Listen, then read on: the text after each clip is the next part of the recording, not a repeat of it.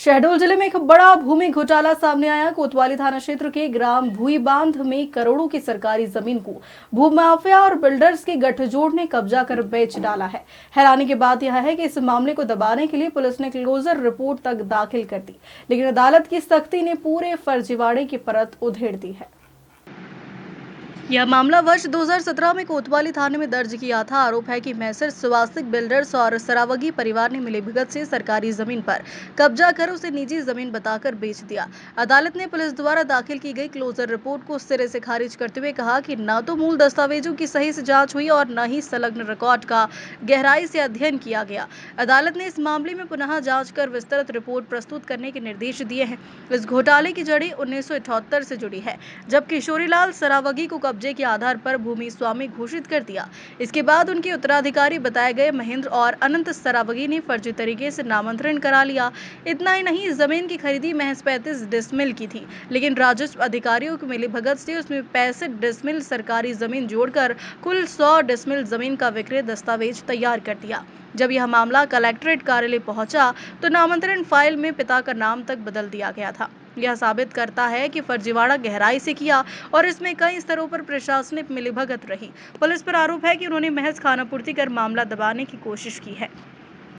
ये जो एक सरकारी जमीन थी ग्राम भोईबांध में शहडोल जिले की, उस जमीन को यहाँ पे 58-59 में एक किशोरीलाल सरावगी करके व्यक्ति थे।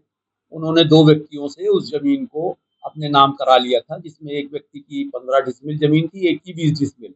लेकिन सन 78 में किशोरीलाल के करिंदों ने शहडोल में उस जमीन में 65 डिसमिल जमीन और जोड़ के 1 एकड़ का पट्टा बनवा लिया और उस 1 एकड़ जमीन को सन 2012 में यहाँ के राजस्व अधिकारियों ने कुछ शहडोल के भूमाफियाओं के साथ मिलकर एक किशोरीलाल का तथाकथित पुत्र पैदा किया, जिसका नाम महेंद्र कुमार सरावगी हुआ।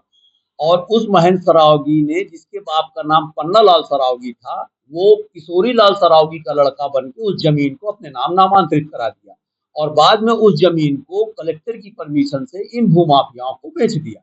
तो वो गलत नामांतरण था। एक किसी दूसरे व्यक्ति की जमीन किसी दूसरे व्यक्ति के नाम स्थानांतरित हो गई, नामांतरित कर दी गई। उसके आधार पे ये प्रकरण पंजीबद्ध कराया गया था, जिसका एफआईआर मैंने 2017 में कोतवाली शहडोल में कराया था। उसके संबंध में पुलिस ने जांच की और जांच करने के बाद पुलिस ने भी कुछ आर्थिक साठगांठ इन भूमाफियाओं से किया और उसके बाद इन्होंने खारजी माननीय मुख्य न्यायिक दंडाधिकारी शहडोल के समक्ष पेश की।